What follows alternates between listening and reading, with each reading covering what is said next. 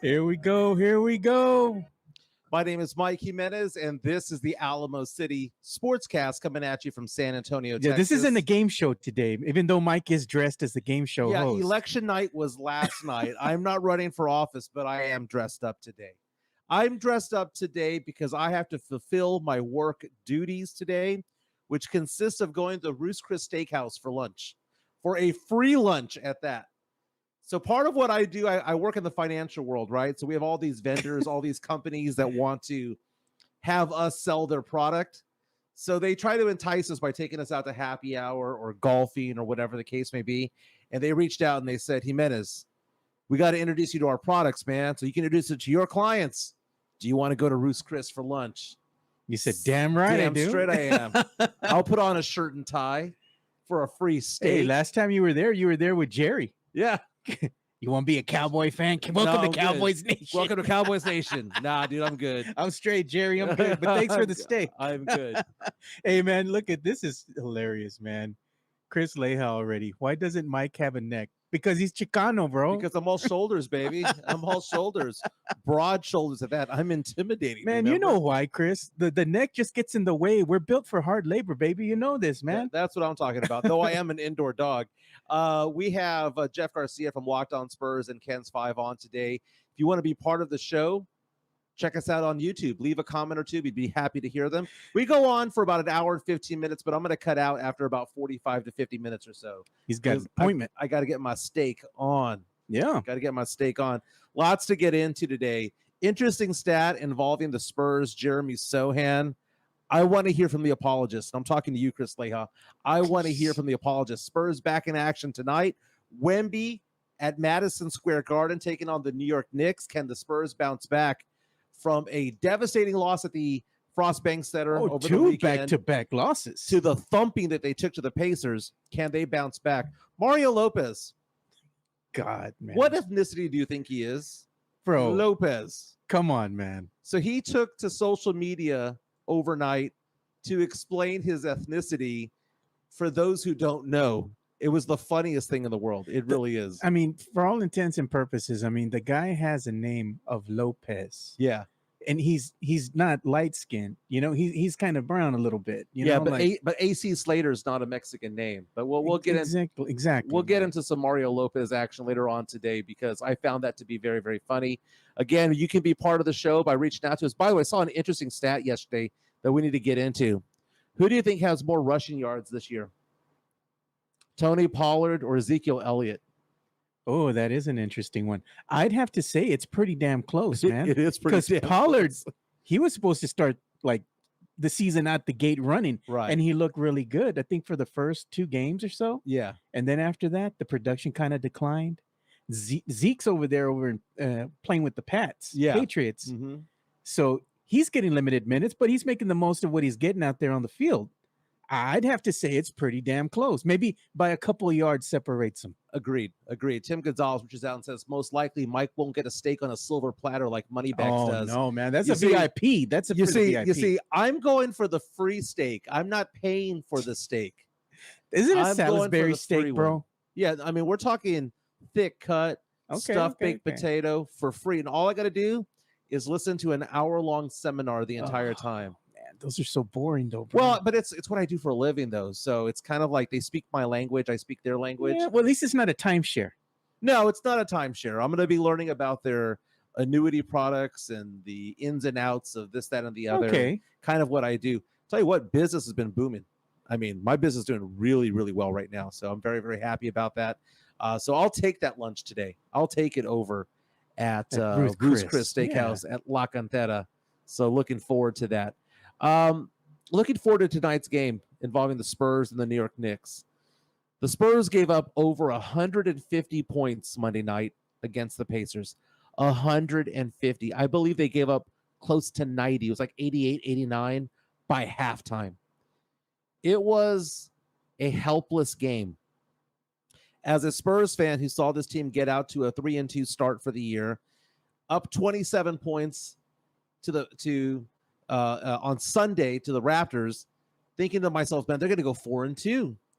And for them to be suddenly 3-4, for them to get thumped like they were the other day, And I said nothing on social media about that game because you cannot nitpick any player of that game because they all sucked. Yeah. Every single one of them played poorly. My question about all this is that if you take a look at the stats, if Wemby gets touches, Spurs win. If Wemby does not get touches, Spurs lose. And there's a big divide. And everyone's coming out saying, well, the Pacers played Wemby very well. The Raptors played Wemby very well. No, they didn't. They didn't force the issue and get the ball in to our 7'4" guy. And that doesn't mean that he's going to go and shoot the ball every time, but give him an opportunity to find the pass. Give him the opportunity to be part of the offense so that the offense runs through him. Zach Collins should not be shooting more than Victor Wembanyama. Yeah. Jeremy Sochan should not be shooting more than Victor Wembanyama. It was a trash performance. And part of that is the fact that defensively, the Spurs are awful without Wemby. Oh, they're just horrible, period. I mean, historically bad without him. And it's just interesting what's going on with the Spurs. This is a big game tonight. The Knicks are not a great team, but they're not a bad team. I think the Spurs are going to be fine for the most part. I think that Wemby's going to want to show up in New York. It's the big stage, the Big Apple. You have it's a huge media market, so everybody's going to be interviewing him there. Right. Yeah, everyone's going to be there. All the celebrities are going to be there. Oh, yeah. So when we watch it on ESPN tonight, you're going to see celebrity after celebrity. Now, I'm going to watch it on delay because I won't be home until 7:30 or 8 o'clock tonight. Oh, okay. Because I am refereeing a varsity boys basketball game today. I will let you guys know it is a preseason game. Regular season starts next week. Now, I have a regular season game next week, but I don't even know where the hell I'm refereeing today. Let me see. I accepted the request. You're going to drop the Addy? I'll drop the Addy. I'm refereeing tonight at McCollum High School. Oh, nice, dude. So good luck. Yeah, they're playing some team from Laredo. And I don't care what team wins. I really don't. You just go out there and call the plays. But I'll be out there at McCollum tonight. How many miles do you think you're going to run in this game? About 1.5 miles. Okay. So it's one game. It's going to be about 1.5 miles, simply because it's 3-man officiating. So you're not running the full length of the court. You might be running from the baseline to the 28-foot marker or the free throw line to the free throw line. So it's not the full length of the court like you do a JV game or a freshman game where there's only 2 officials. But I'm looking forward to tonight. Again, it is preseason. But if a school is coming in from Laredo to play, they're not going to go there just simply to scrimmage and have a practice. They're going to try to win. Yeah. So I'll be doing that today. You're definitely getting your steps in today. I will be, yeah. I think I officiate at Highlands next week. Highlands. Something Nice. like that. Yeah. So we'll figure that out. You have some diversity, man, going on different sides of town. Yeah, I'll do some Northside games. I do Edgewood. I'll do Alamo Heights. I'll do Judson. I bounce around Southwest ISD. There's not one particular school district that I do for varsity. Now, when it comes to JV and freshmen, I typically stay with the Northside schools. Okay. I typically have Harlan, Brennan, Clark, Holmes, those schools. Hey, I was going to tell you, man, right before you came in here, right? Yeah. I got a notification from the San Antonio Spurs via email. So they sent this out to all the season ticket holders. Yeah. They are giving us tickets to either the start of the in-season tourney game, which is this Friday, or we get to go see the Miami Heat game on Sunday. You got to pick which game you want to go to. Now, what game is it Friday? Friday is against the Timberwolves, the start of the in-season tourney. I would go to the in-season tourney just simply because it's a different uniform and it's a different court. Exactly. And it's my mentality. It's a different experience. I know a lot of people are just upset about this or don't understand or don't get it. And it's hard to explain what they're doing with this in-season tournament. They're trying to make the regular season matter. Because as you saw with Pop over the years when the Spurs were winning titles, he knows that the regular season doesn't matter at all, right? Yeah. That's why you would rest players, load manage, whatever the case may be. The in-season tournament is a way to kind of hype things up a little bit, different uniforms, different basketball courts. You have a tournament that ultimately ends in Las Vegas where there's a Final Four, $500,000 on the line per player. When it comes to the championship. So the player is going to be amped up for it. It affects the regular season in no other way than it's a regular season game but they tally up these games to determine who advances in the tournament. You don't think Trey Jones or Sochan or Dominic Barlow or Julian Champagny, you don't think they wouldn't be excited about winning $500,000? I know damn well they would be. They would be. Yeah. There's money on the line, and there's something different about it. And I'm not like amped up about it, but I'll get excited if the team makes it to the quarterfinals, right? Gets to the top 12, top 8 or so. Yeah. I'd be more excited if that happens. But thank you for taking part on our YouTube chat line. Lots of people already chiming in. Mike Baez from Bear County Social Apparel says, that's what I'm about. I'm about the Spurs winning games as long as we're winning those games. So we're going to have Jeff Garcia. Is he going to call in? Is that what he's doing? Yeah, he's going to call in here. Okay, so I tweeted something out there earlier today, and I'm sure he's going to jump on it, right? Which is basically I saw that. which is basically a stat from StatMuse, which, by the way, StatMuse is a great site. And it says the worst plus minus this season in the NBA. No. The worst is Tyus Jones, Trey's brother, right? Tyus Jones has a negative 84 on the season, but number 2 in the entire NBA at negative 80 for the year is your San Antonio Spurs first-round draft pick from 2 years ago, Jeremy Sochan, at negative 80. Spurs don't do well when he's out there. And I know there's a lot of apologists out there who are like, come on, Jimenez, he's playing a different, you're just being a hater. He's playing a different position. He's got to get used to that. He's still bringing it defensively. That's just one stat, right? Yeah. People go, well, that's a subjective stat. I mean, Wemby was minus 17 the other day. Yeah, well, what's Wemby the entire year, right? You can have a negative plus minus game from time to time. How's your son, though, man? Lonnie Walker. Lonnie Walker's looking good, man, averaging 15 points per game right now. But the thing about it is this, is that what stat are you going to believe that there's an issue here when it comes to Jeremy Sochan? Is it the negative 80 plus minus? Is it the fact that he played almost 26 minutes the other day, had 1 assist? Is it that he's in the bottom 10 percentile when it comes to field goal shooting? Is it that he's in the bottom 10 percentile NBA league-wide when it comes to effective field goal shooting? Is it the fact that he's shooting 22% from 3? What stat do you want me to show here that shows that he's not very good? Why do you hate Jeremy Sochan so much, bro? Because I hate the fact that everyone slurps him when there's nothing to slurp. Maybe he will pan out. Maybe he will. And I don't hate him because he's out of position. Yes. Last year, Pop played him in a very bad fashion. Maybe it's because we were tanking. This year, he's doing the same thing. And it's funny because I put that tweet out there a few days ago. Jeremy Sochan is Lonnie Walker, and so many people got pissed off, right? And then what happened? What happened? Pacers game. People started to agree with me. And suddenly people are adding me, they're tagging me in tweets and whatnot, saying, you know what? I don't like the way his body language is. I don't like the lack of confidence that he's showing. He's going to have a good game from time to time. He's actually due. So hopefully he balls out tonight. I don't hate him. I want him to play his position. That's it. Why is it that they're trying to turn him into, what he's looking like right now? I hate to say it. What's he looking like? Ben Simmons. Oh God, no, man. He's looking like Ben Simmons. Look at what Tavares says here on YouTube. He said, did you hear Pop's press conference when asked about Sochan and his performance? Oh, he just downplays it. Yeah. He downplays it. Oh, well, we're just experimenting.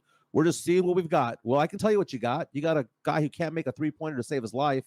You got a guy who can't shoot a jumper from outside of 10 feet. He has a decent to drive into the bucket. He has a pretty decent hook shot. Develop that hook shot a little bit more. I like it when he does the hook. Okay? Matt, he's saying, why are you stealing Mike Taylor's words? Because you're talking about everybody being a what do you call it? A slurper. Oh, slurper? Oh, I've heard that phrase before. It's not like he has that trademark, but I love me some Mike Taylor. So, it is what it is, man. I've heard that phrase before. He didn't coin it. He's not Dan Cook. He doesn't coin a phrase. He's not shaking you down there in the newsroom for money every day. What are some other Mike Taylorisms?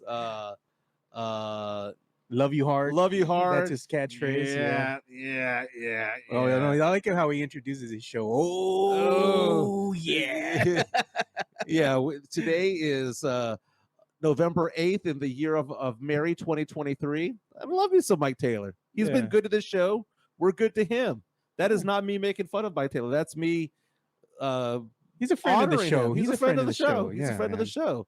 But it's funny, man, because people think I'm such a hater about it. And my favorite line is, "Did you watch the game, Jimenez?" I was at the game. I was watching the entire time. But last game was awful. The last game was brutally pathetic.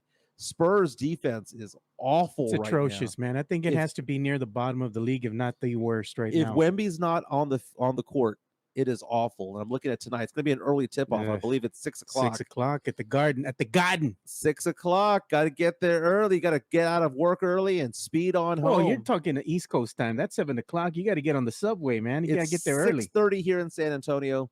The Knicks favored by 10.5 points. And I will say this, I'm looking at all the games tonight. There are no games that are double digits in spread. Actually, there's one. There's one other one. Pistons and Bucks. Chris Leha is on one today, dude. Yeah. Oh, your game with women is pathetic? Yeah. Well, you don't know that side of me, dude. I'm just like, is what it bro, he is on one today, It man. is what it is. Trey Jones. Tavares says Trey Jones can't shoot. Team leaves him wide open too, but no slander. Well, let's go through that.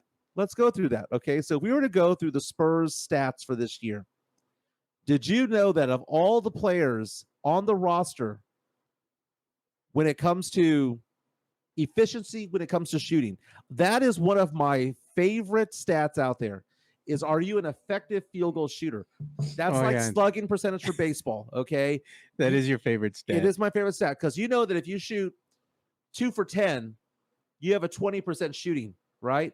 But if one of those was a 3, then you have an effective shooting of 25%, because you get a bump up because you scored an extra point along with that field goal made. And if you take a look at it, depending on your position, if you are a forward, you should be in the 56 range. If you are a guard, you want to be somewhere in the 50 to 55 range minimum, right? That's kind of where you want to be. Now, right now, when it comes to the Spurs, the one player that has the worst efficiency when it comes to this team happens to be Jeremy Sochan, and it ain't even fucking close. It ain't even close. I'm trying to call up these stats over here while I'm looking that up, by the way, because I had those stats right. Oh, here it is. Here it is. Effective field goal shooting for this team. Now, the best one is Charles Bassey, but Bassey's only attempted like 12 shots, so I'm not going to count very him. low. The ones that get minutes, the most effective field goal shooter on the team is Doug McDermott and Seti Osman. Dougie McBuckets, man. And he balled out the other day when the Spurs had that poor showing against the Pacers. He led the team in scoring with 17 points. Devin Vassell at 62%, man. That is stout. Zach Collins has increased to 56%. Keldon Johnson at 52.5%. Victor Wembanyama at 51.9%. And then the bottom ones are Malachi Branham at 46%. Trey Jones at 46%. Jeremy Sochan at 41%. And Julian Champagnie at 28%. Now, Champagnie doesn't have a lot of shots out there. So there is some truth in the saying that Trey Jones is not shooting so well. The difference is that it gets hidden by the fact that he's not shooting so well in the fact that he doesn't shoot very often. Yeah, he's passing the ball, running that offense. He passes the ball more. So, you have two bad shooters, but if one is shooting volume and the other one's not, the one that's shooting volume is the one that you're going to look at, because they shouldn't be shooting in the first place. Other stats when it comes to this team. Assists. Who leads the team in assists right now? It is Trey Jones at 6.4 points, 6.4 assists per game. It was the second leading one. Sochan at 4.8, but Trey Jones plays fewer minutes but gets more assists.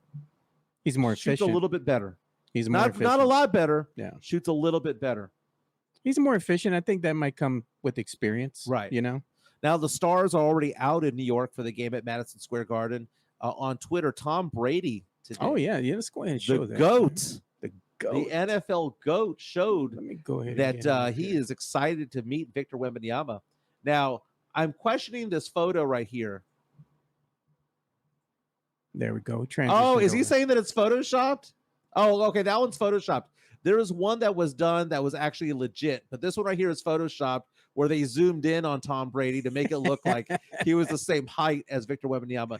If you go on another site as well, or just Oh, look at other things about I Victor think I got Wembanyama, 2 of them up he there. reaches his chest. He reaches his chest. Let me see. Oh no, I got the ones that I'm pulling up right now. Or is the photoshopped one? The Photoshop one. That's the one that I got right off of your Twitter. So it's on Tom Brady's Facebook and Instagram page, by the way, just to let you know. Let me go. So what Tom Brady basically said was a couple of things. He was talking about how excited he was to meet Victor Wembanyama. Then he made a joke at Julian Edelman saying, "Is this what it felt like the entire time?" Because Edelman is so short compared to his Patriot teammates back in the day. Yeah. He goes, "No, I know what Julian Edelman felt like this entire time." Ah, I see the correct picture. The correct photo of him. Yeah. Let me go ahead. Is this one right here? Up. There you go. There it is. There you go. So he reaches the top. Well, about his shoulder. Well, the tips of his hair. You know, it's combed upward. Reach the shoulder, and Brady is what 6'4", 6'5". Crazy, man. But Tom Brady says, "Awesome to meet you, Wemby. Incredible young man. Usually I make some jokes here about how I think I could get 10 and 10 against you, but let's be real. You'd send my jumper to the club level. P.S. Edelman, this is how you felt all those years, huh?" Very, very nice. And then Edelman responds back with a gif from The Office saying, "I am dead inside." Jeez. Very, very nice. Looking forward to tonight's game.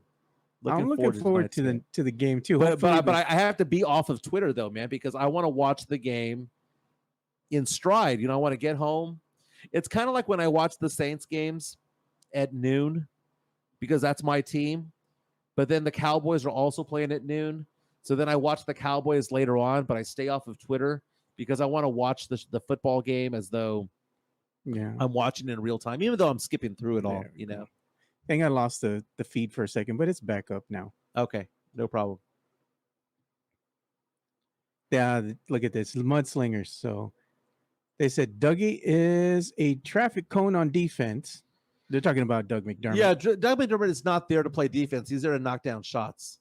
You know what? He moves well without the ball. If he knocks down shots, then you got to keep him in there, even though he's a defensive liability. Look at back in the day, Bryn Forbes.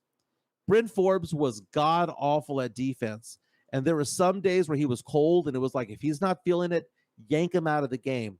But when Bryn Forbes would make 3 or 4 3-pointers in the first half, it'd be like, okay, dude's feeling it today, leave him in. That's what Doug McDermott is. Yeah. If he's feeling it, leave him in, because defensively he is a liability. The thing about it is that to some extent, people are on our YouTube feed right now saying that Trey Jones is a defensive liability because Trey Jones is quote unquote an undersized guard. He's undersized to a lot, right? But it's team defense. And let's not pretend like Jeremy Sochan is a defensive god. I mean, I would even go as far to say as he's an average defensive player. He's not good. He's all right. He's all right defensively. He's good. He's fine. But he's not like head and shoulders above average like a lot of Spurs fans think that he is. Like, what game are you watching at that point? But I'm a hater, right? I'm a hater. No, I'm just being Let's honest. see what happens tomorrow after, the Spurs play today. He's due for a good game. I mean, wouldn't it be ironic if he has like his best game of the season against the Knicks? I want to be wrong, dude. You think that I like revel in this? I enjoy this. Do you? I want to be wrong. Lonnie Walker, though, on the other side, playing for the Nets. Your son? On a minimum contract. My son averaging like 15 points per game. Oh, they're balling out with the Brooklyn Nets. Yeah. Yeah, man. He's having a good season. Good for him, man. Yeah, so Matt Lemmer reaches out and says, Sochan is an above-average defensive player. Pull up your stats. Depends on what position he's playing. Because if he's guarding a point guard, he sucks. If he's guarding a small forward or power forward, he does his job.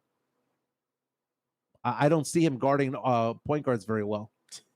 Look at that. Sochan blocked Booker and saved the game, but no mention. Okay, wow, he had one good play. And he did his job on one play? We got to have a bet here, man. Like, if Jeremy Sochan can put it together, let's say by the end of December, he has better stats, he He's playing a lot better. Let's say what is he averaging right now? His points per game, 8.8 points. So let's say he averages at least 10 points a game. Okay, Is that going to stop the slander? No, it's Is not. that going to stop the slander? I want to see percentages go up when it comes to shooting. He was a 29% 3-point shooter in college. Last year as a rookie was a 26% 3-point shooter, and this year was a 22. Right? So I want to see those percentages go up. My problem with Sochan, it's not to do with Sochan, it's with Spurs fans who come out there and say the guy's going to be a star. He's going to be a star. No, he's not. What game are you watching where you think he's going to be a star? People are like, he's going to be the next Kawhi. He's going to be a saver. He's going to be right there with Wemby. You know, he's going to be the Robin to Wemby's Batman. No, he's not. The guy is Boris Diaw, man. The guy is Boris Diaw. I say it like this, man, and some other people have said the same thing. Some of the OGs, except Boris Diaw, can make a 3. Some of the OG Spurs fans, because we've been here through the Spurs getting, upper level talent. They got David Robinson, Tim Duncan, and the years in between what happened, And the thing is, no matter how enamored fans become with one particular player, in order for the team to transition from just barely making the playoffs and getting beaten the first round, not being able to get past certain teams, you have to let some of these players go.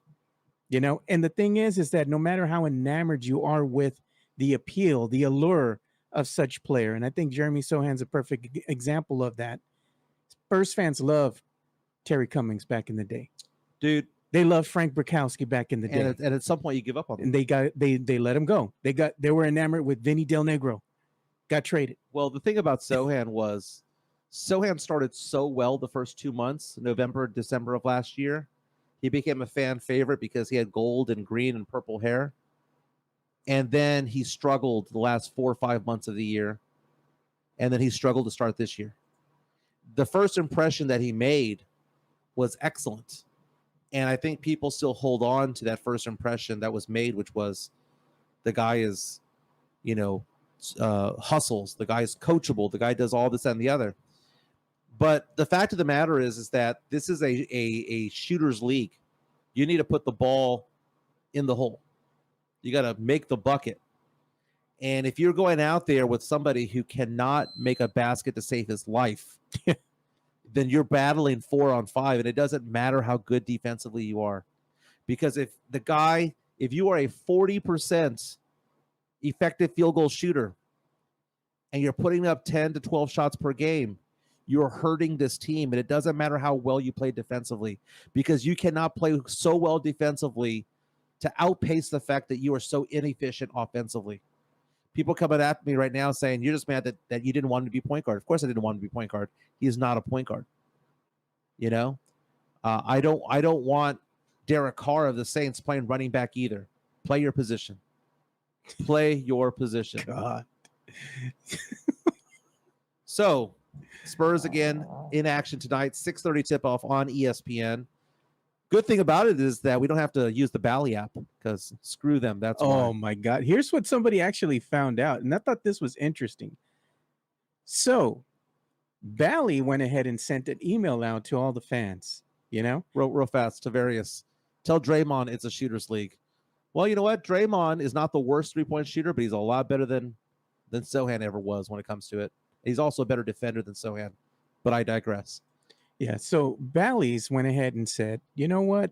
We're going to say that we effed up. Yeah. We fucked up. Here's an extra week. Here's an extra 7 days on us. And guess what they did? They charged me yesterday.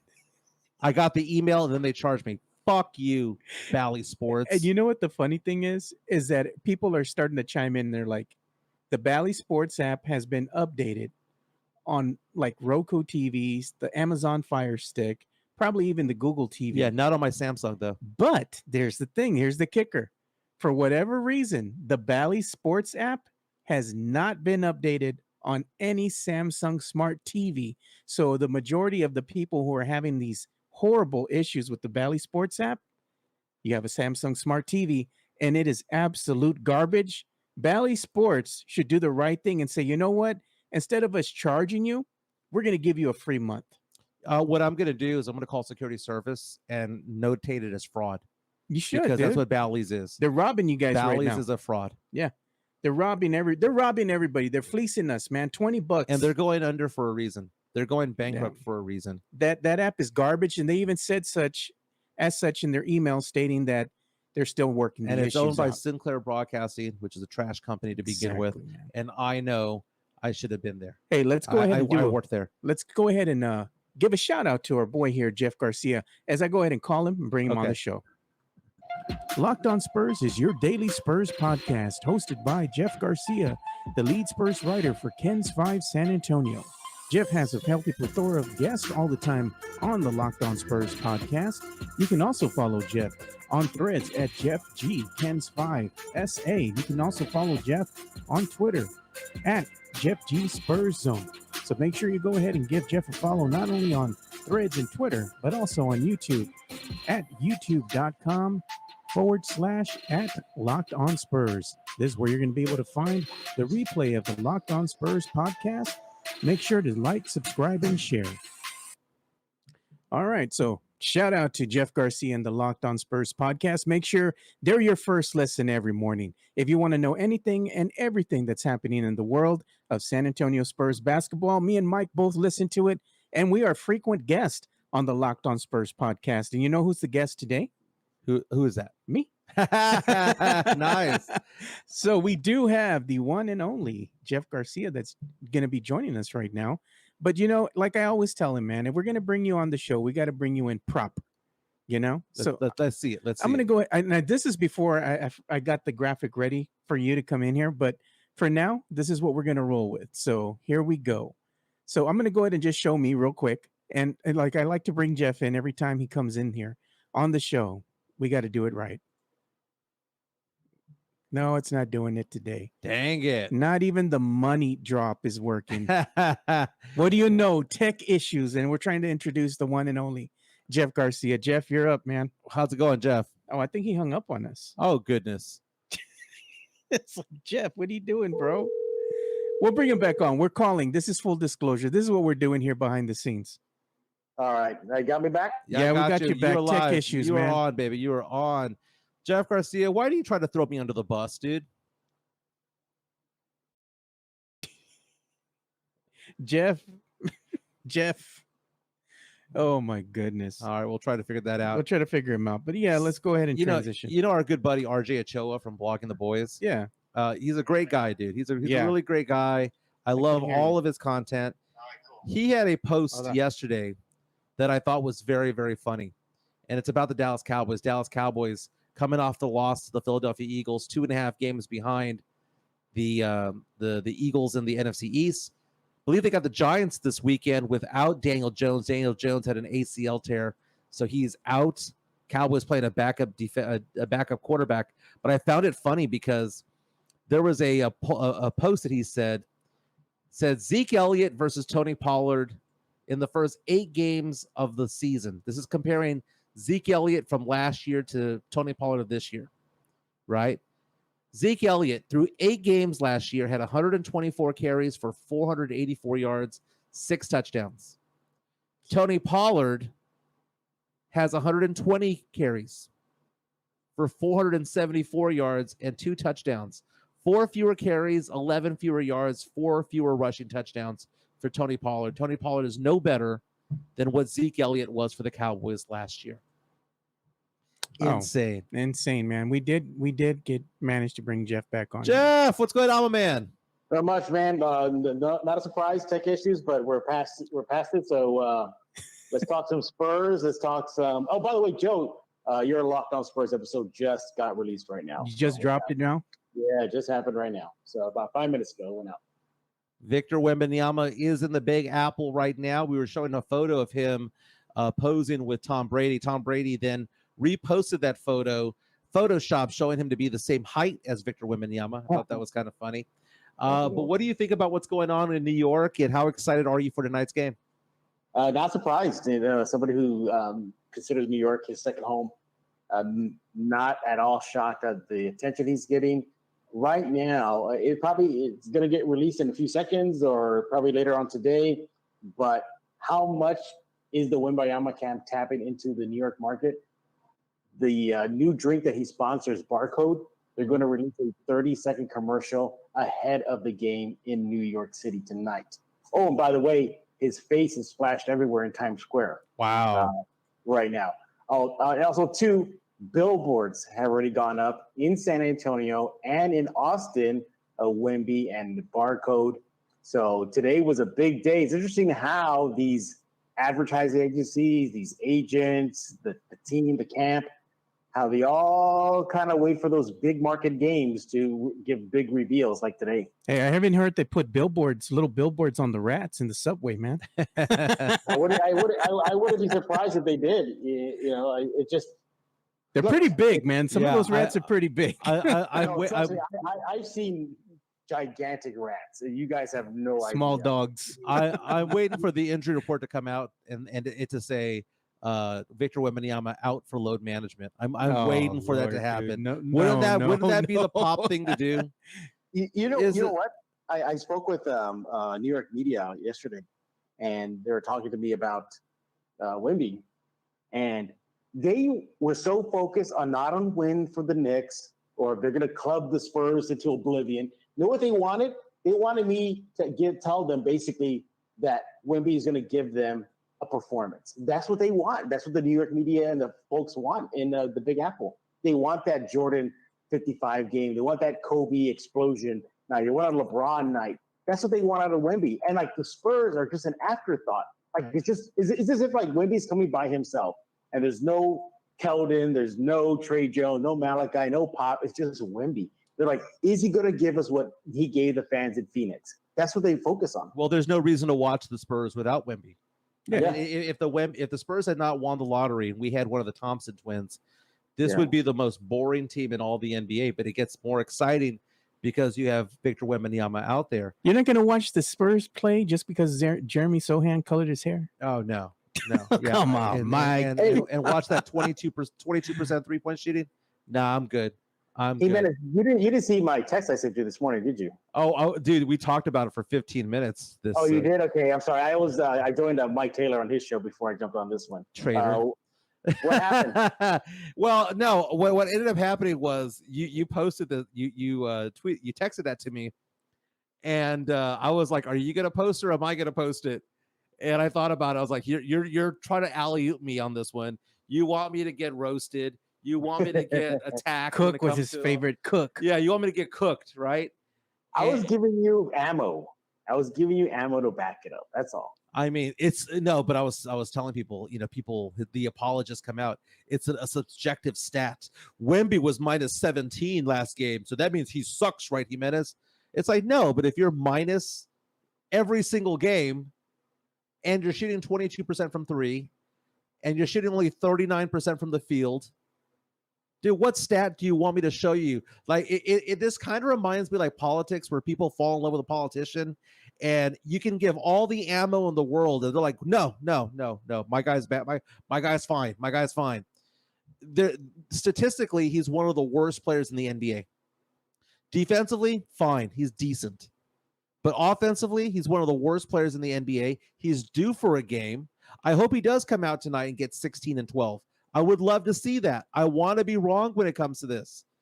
But at some point, if this happens game after game after game, the excuses need to stop. They stopped at some point for Lonnie Walker. They stopped at some point for even DeJounte Murray, and Murray was an all-star.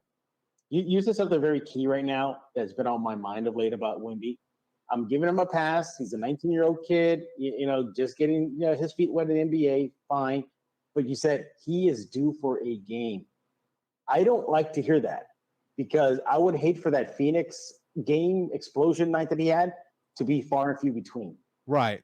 I would want to see that be consistent, because he is the number 1 pick. He's coming in with all this generational hype talk.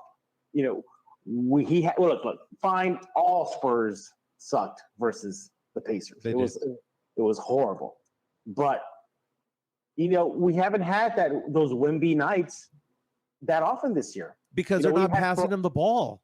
We had flashes. We had flashes, but we don't have that consistent play from periods 1 through 4 as we did versus Phoenix. The flashes that we get are when they get him the damn ball. That's the thing. The stats that show when he gets touches, the Spurs win. When he doesn't get touches, they don't. And the Spurs are allowing him to get taken out of the game. I don't buy that for one moment. I don't buy that because he's getting double teamed down low that they can't get the ball into him. I don't buy that at all. They're just offensively, the team needs to be told this is Wemby's team. Let him figure it out. It's not Sochan at point guard. It's not Trey Jones at point guard. It is point Wemby. Have Wemby try to figure it out. And I'm not saying Wemby brings the ball up the court, but when there should not be a time when Wemby's not touching the ball. Wemby should have so much usage to the point that it should be LeBron-like, where he's touching the ball 2/3 of the plays out there. Yeah. And it's to find a guy because A, he's a really good passer. B, he has the court vision. He has the basketball IQ. It doesn't mean that I want him to chuck up shot after shot after shot. But what I'm saying is that if the shot's there, take it. If it's not, find the guy. Have Wemby be the facilitator on offense. And they're saying, oh, he's double teamed. Let me just pound it into Zach Collins so Zach Collins can, dribble it off his leg. Let's have Jeremy Sochan go off and shoot a 20-footer that he has no chance in the world of making. Let's go ahead and have Trey Jones make a drive in through the trees. No, give the ball to Victor Wembanyama and let him figure it out. Let him figure it out. That's what they did when Vassell went down with that injury in Phoenix. Essentially, they just gave the ball to Wemby and said, Wemby, do it. You can't take him out of this game. Force the ball into the game. He can draw fouls. He's a superstar. He'll get superstar calls.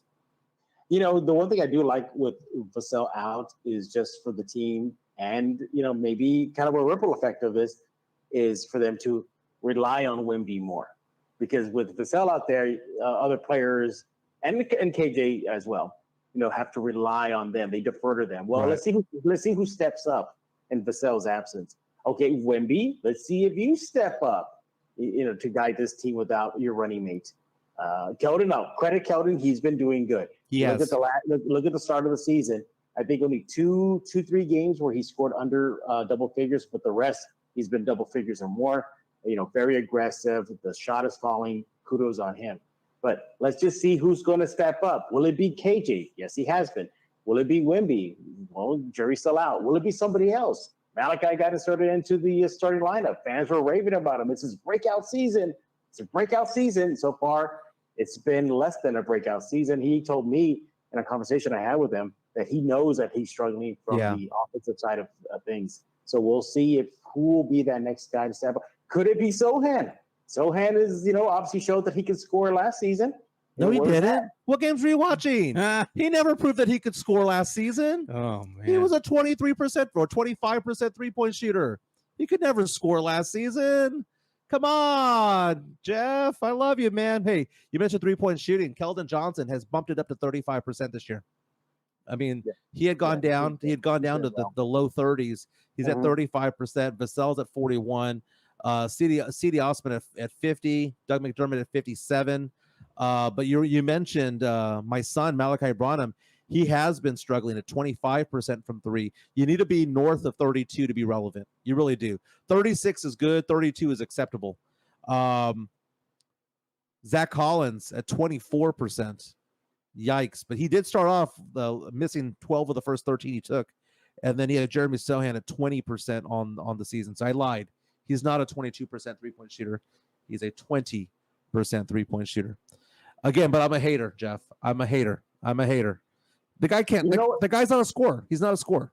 It just. You know what it is? It's just maybe you piled on him too soon. If you did what you did last season, right now, then maybe the fan base had a bigger sample size to agree with you.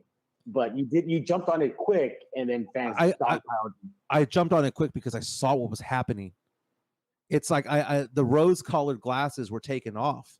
Like I don't have rose-colored glasses. Maybe I did for Lonnie Walker, right? But like I saw what was there, and I'm there going, we passed up on Jalen Duren for this. We passed up on Cam Thomas for this. What's going on here? Like, and everyone says like they see a certain thing, and he can score. No, he can't. He can't. He can't shoot. If he could score, he'd be shooting free throws with two hands. I mean, everybody adjusts. Look at Rick Barry. He adjusted to the under. But Rick Barry was a 3-point shooter, though, man. You know, I'm just saying about players making adjustments. Not necessarily they're a scorer or not. Well, just making those adjustments. I said Rick Barry was a 3-point shooter. That's incorrect because that didn't exist back then. But he was an outside shooter. I'm going to go ahead and assume at a decent clip. Hey, I got to ask you a question for entertainment news real fast. What's up? What ethnicity is Mario Lopez? Oh my God. Isn't he Mexican? Okay. So Mario Lopez is in fact Mexican. Okay. But he was on social media all yesterday talking about the fact that people have said to him over the years that he is Italian, that he's other things. And we're gonna play some sound from him. So Mario Lopez, who's from Access Hollywood, from Saved by the Bell fame, did not hear game about show host. He is a game show host, Entertainment Tonight, all these years. He is talking about how he has to speak both personally and professionally. Let's see if we can get the sound from Mario Lopez.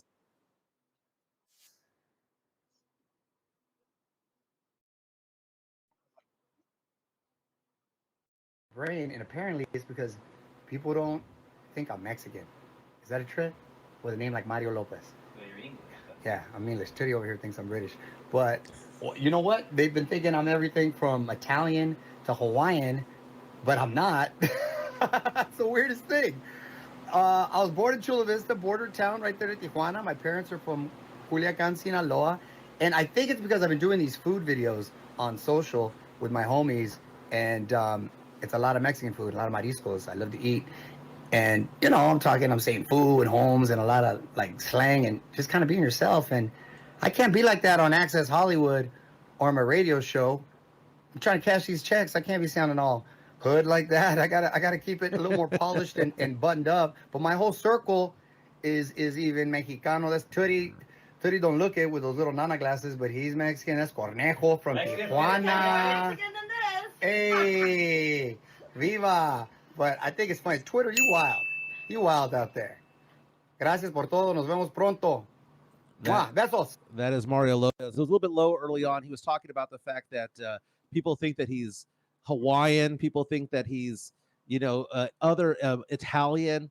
But then he ended up saying that that people freak out when they see him in person and he's just being himself and the lights are off, the cameras are off, and that he's just talking what is considered to be normal for him, right? But he was saying that they look at him a little bit weird, like, we didn't know you were Mexican. And he was talking about how he needs to cash the checks, Jeff. He needs to speak a certain way. Do you understand what he's saying? Look at that, there? man. The money's just flowing today, and I don't understand why. I believe his time during Saved by the Bell, they did an episode of him being Hawaiian. I'm not kidding. And then eventually, towards the end of that series, they did an episode of him being Mexican. So on his character, he literally was playing two different roles or ethnicities as AC Slater. But, by the way, how old is he? He's a couple of years older than me. So I would say he's like 48, I would say. Oh my God, I'm older than him. This is ridiculous. I'm going to look that up right now. God. Mario Lopez, though, I mean, he the name Lopez, for example, if you go to Filipino culture, they have Spanish last names themselves. Yeah. So Mario Lopez, born in, let's see here, Mario Lopez, born in 1973, so he is 53 years old. Okay, no, so he's older. Okay, wow. Wait, did I do the math right? Yeah. I don't think you did, but no, he's 50. He just turned 50. Okay, he just turned 50. Now I think I got all my stuff working. I got the money and everything going for Jeff, the music. Nice. I know you're gonna have to dip out here already. It's 11:20, man. Oh goodness, I got to get going, dude. I am dressed up, Jeff. I don't know if you know this, but I'm wearing a shirt and a tie right now, looking pretty, looking a little dapper right now. What's the occasion? It's because the company Jackson National is treating me to Roost Chris Steakhouse for lunch. Oh, look at you. Yeah, they're gonna try to woo me so I can pitch their products to my clients and whatnot. And I just said, look, I'm here for the lunch, so I'm gonna be there with a few other advisors, and we're gonna go check out their presentation and see. And you call me Moneybags. Look at you. Dude, if I'm getting Look at free you. food, am I really money bags? Joe, ruling free food, is that money bags? Because you're money bags because you order a steak On a through silver Uber platter. Eats on a silver platter, and it was a French steak at that. A French steak in New York. I That's know. that's don't- classy, don't- man. Dude, the look women- on his face, like it was when he got busted with that. That's how he looks at you when you say things. Sometimes his eyes get big. He's like, "Cook." like when you went up to me at the Spurs game saying you're going to do X, Y, and Z with Lonnie Walker and Sochan. I was like, don't do it. Just don't do it. All Don't right. do it. But secretly, I'm saying, please do it. Please do it. All right, I'm predicting tonight Wemby goes off for 22 points. They finally get him the ball. Spurs will lose tonight, but he'll get 22 points.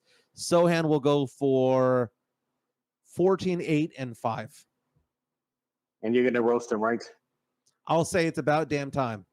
I'll Lizzo him. It's about damn time.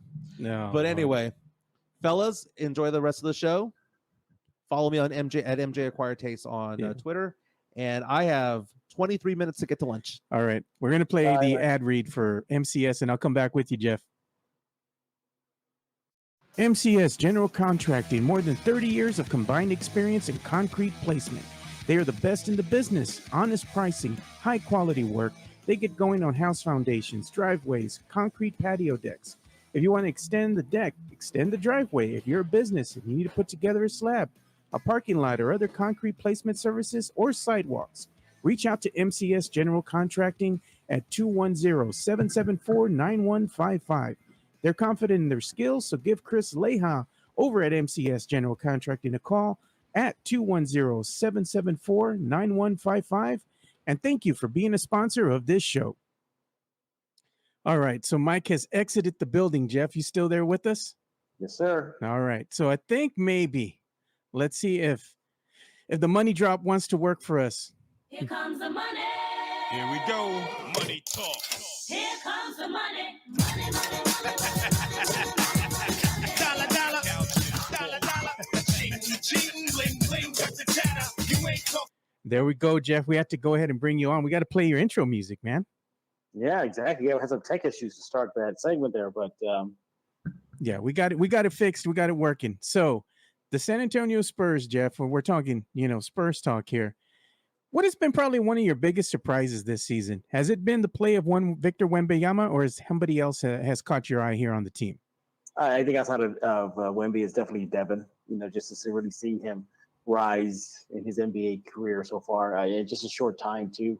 Being that leader for the team, wanting that mantle, that's really impressed me so far. Outside of Wemby, is just Devin Vassell. Definitely interested in this whole point guard debate right now. What's going to happen with that? Will there be push up to shove or pop?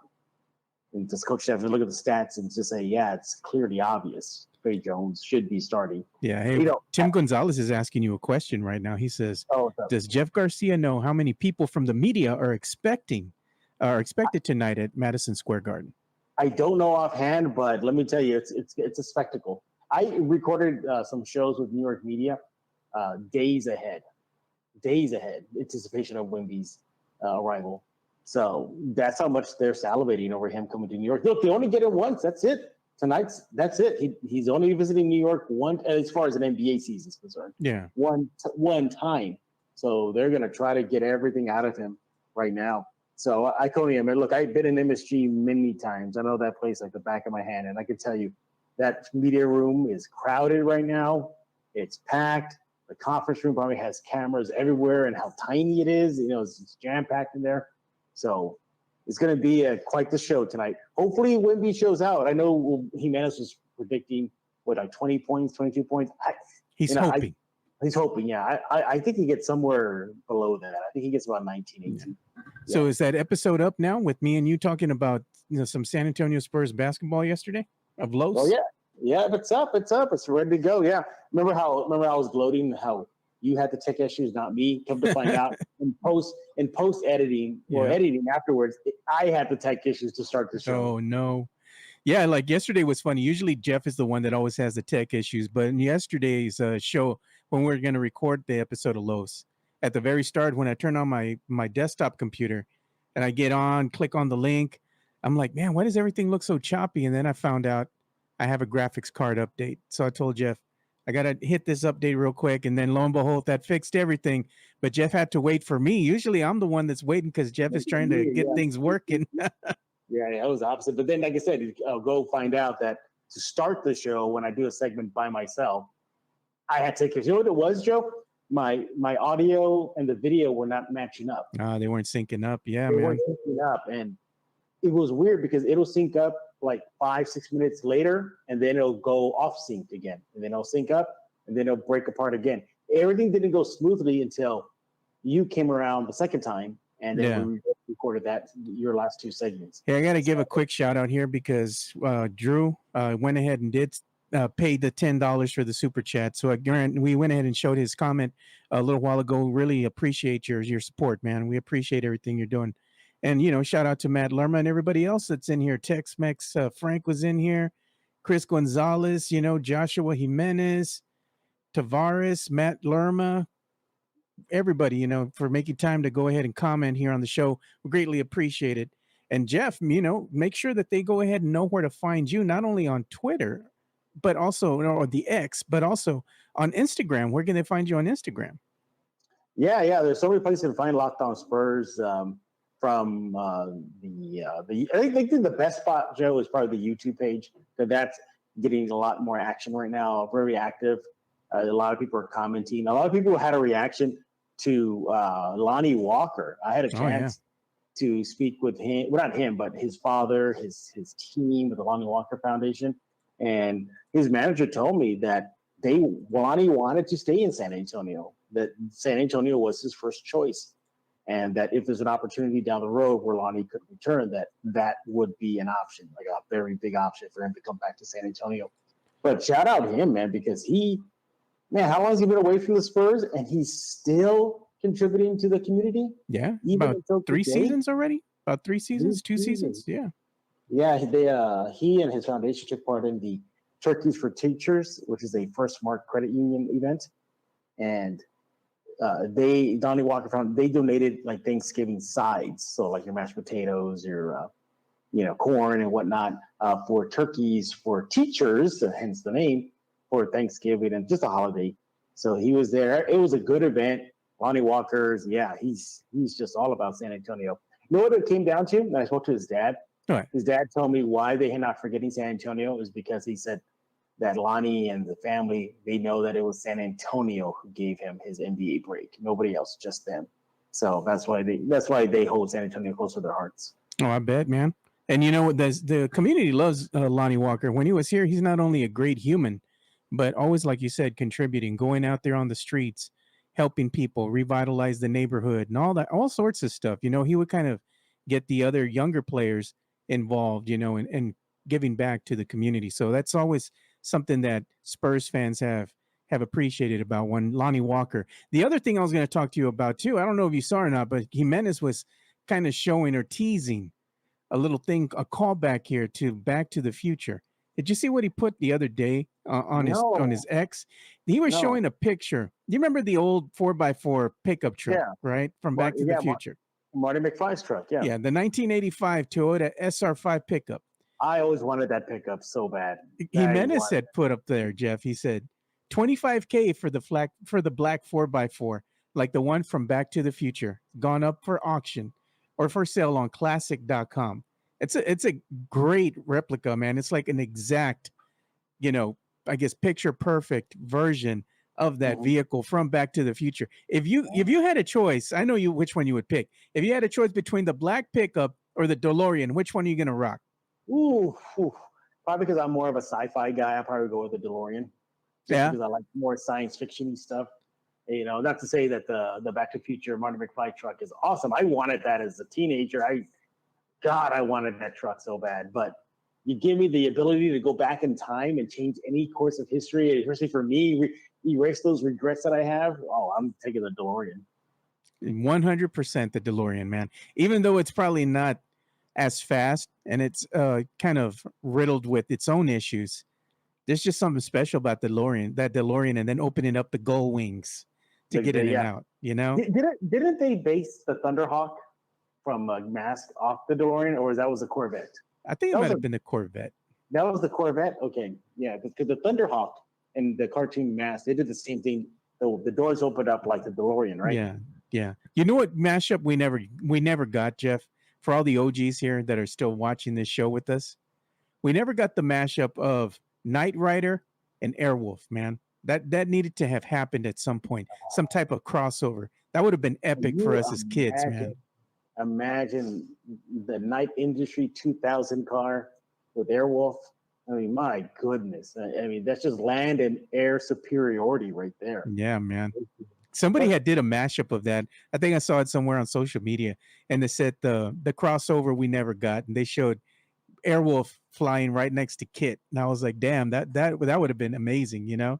No, there was a poster that I found years ago, and I regret never buying it, where somebody did a mashup of Airwolf and Kit, and the concept was because everybody, I don't know, for those who don't know, Airwolf, he lived in a volcano, like Yeah. a dormant volcano, and the scene was out in the desert. The Airwolf volcano was in the backdrop, and it's coming out of the volcano, and then riding away from it was Kit, and then on the side was Stringfellow, and then Michael Knight, and then Stringfellow's holding his helmet, and Michael Knight's being Michael Knight, you know, his hands in pocket, cool jacket. Yeah. And I was like, why did I not buy that poster when I saw it?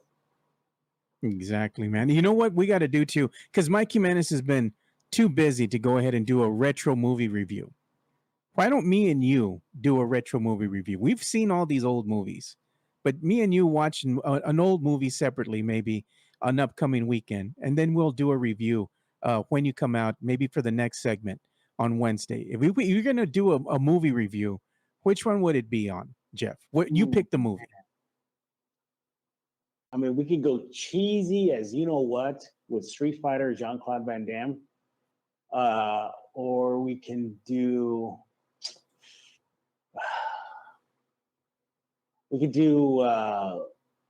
Last Dragon. Oh, okay. I'll respect that one. The Last Dragon. Check that one out. And they were asking, did Jimenez review Van Damme? He hasn't. He was supposed to do that today, but he chickened out on me, man. He still hasn't watched the movie. No Retreat, No Surrender was a good movie too. I forgot about that one. That one was good too. No, didn't they make a song called that, No Retreat, No Surrender? I believe they did. They That did. sounds so familiar. Yeah, I think they did. Which one was that no. other movie that was good too? It was about Ray Liotta. Remember, he was a prisoner, and they dropped him off on an island with all these other inmates, and it was just like a free for all. They were having like a war and stuff like that. That was a pretty badass movie, man. Man, Ray Liotta and Yeah, it was like set in the future or something. He was like in some futuristic prison. They picked him up off of that area where he was, I guess, sentenced, and then they go and drop him off on Prison Island with all the other inmates. And it's just like a free for all because they can't escape. That's the name of the movie, No Escape. That one, yeah, we got to see that one. That one's a really good one. Yeah, I don't think I saw that one. No, I don't think I did. I know, like the last few old '80s movies I saw, I rewatched. I saw Desperately Seeking Susan because I still don't know what that movie was about. Jeez. I rewatched that one. I was like, where are we going with this? The whole point of the whole movie, I'm like, where are we going with this? Like, where am I going with this? I saw Capricorn 1, which was a very, very, very good movie. I don't know if you ever saw that. It's basically about faking the moon landing and like what they would do and then how the astronauts escaped and like they were being hunted down. Yeah. That was awesome. And I think those were the last two 80s movies I saw. You know what 80s movie we're going to probably have to see? I don't know if Jimenez has ever seen it. Maybe we'll watch it all together. But I rewatched the Alien trilogy, right? The first three, because they had to play in the other night or the other weekend, a couple weekends back. I got to tell you, man, Aliens 2, it still holds up, man. That has been the best one out of the franchise. And then I never understood why they never gave us the Marine, like a squad, like basically Halo. Basically Halo, but just the Marines are the Halo guys, and then the aliens taking on the xenomorphs. The xenomorphs, something like that. You know, like we never got that complete invasion from the aliens, and then having the Marines having to defend them. I mean, just the battle scenes alone. You ever seen the deleted scenes? Yeah. I am baffled why they never left the deleted scenes in. They were just freaking awesome. There's a scene, everybody, that got chopped off where they set up like remote turrets to just mow down the aliens as they're invading. I mean, how do you take that out? That was just an awesome scene. They just probably didn't have enough time, I guess they have to edit it for time. But either way, man, some of the deleted scenes were pretty damn amazing, man. Aliens 2, that's something that they need to do again. Like, can you imagine with adding the effects and maybe recreating a different type of cast and really giving us a movie or maybe a continuation, but like you said, with the Marines in it or something? That'd be pretty amazing, dude. Because I'm telling you, that movie still holds up. It definitely holds up. The acting is good. I love the sergeant. I mean, he's a good character. I forgot his name. Chris Gonzalez says, "Let's watch Clue." No, hombre, dude. Matt Lerma, he says, what did he put on here? Big Trouble in Little China redemption review. Jimenez just couldn't get through that one. It wasn't his cup of tea, man. No, Clue wasn't that bad. I actually enjoyed it. I thought it was like, it reminded me of just what's that recent movie? Something House of Daggers or House of Knives. Hey, we got another one here, another banger, dude. Remember Starship Troopers? That one was low key. It was like really good. You know what's good? Go check out the animated movies. They're actually pretty good. They're really, really good. They continue the story, but they're not as cheesy. The only reason why Starship Troopers was cheesy was because the same people who made RoboCop. Remember how RoboCop did all that cheesy stuff? Yeah. Hey, I like this idea. Check out what Joshua Jimenez put. Do the review on Fridays, so then we can maybe watch it on the weekend, possibly. Call it Retroflix Friday, combined with the old Hollywood Video logo or Blockbuster logo. You know how they used to spin that back in the day? Mm-hmm. Yeah, I like that. What was the one that was on Military Drive? It was called Hollywood, right? Hollywood Video. They had the Hollywood. It was right there in the HEB parking lot. You remember? Yeah, in the parking lot, yeah. Man, the video game selection there was epic. You know who had a really good video game rental selection? Blockbuster. When they first started doing it, they were really all about it, and then they kind of went away from it. Yeah, start getting a little smaller, man. Yeah.